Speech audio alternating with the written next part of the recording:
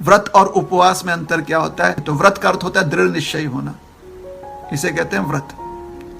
और उपवास का अर्थ होता है उप मतलब नजदीक, वास मतलब रहना, तो भगवान के पास रहना।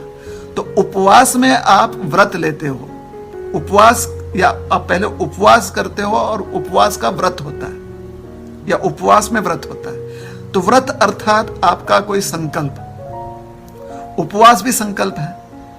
उपवास का अर्थ निकलता है, ऐसे तो समानार्थी हो सकते हैं, खाली क्योंकि दो अलग अलग शब्द है ना तो उसका अर्थ बताया गया।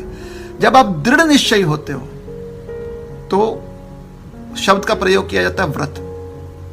और जब आप जहां पर भगवान के निकट जाने की बात होती है, मतलब भगवान से नजदीक जाना चाहते हो, तो उसका अर्थ होता है उपवास। तो ऐसा सोच लीजिए, व्रत शब्द का प्रयोग करने का मतलब होता है थोड़ा सा कठोरता, डिसिप्लिन।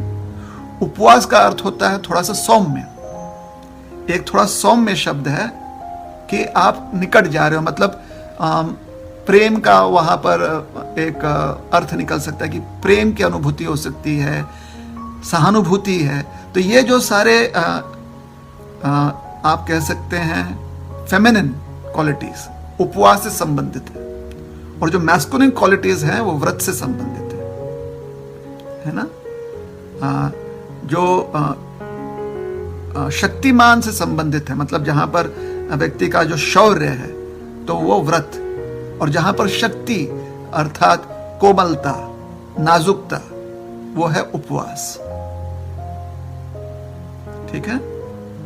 तो व्रत अर्थात आप जो भी नियम का पालन करोगे, उपवास अर्थात, और नियम पालन में यह भी हो सकता है कि आज हम जो है पूरी भगवत गीता पाठ करेंगे, तो यह भी का नियम हो सकता है।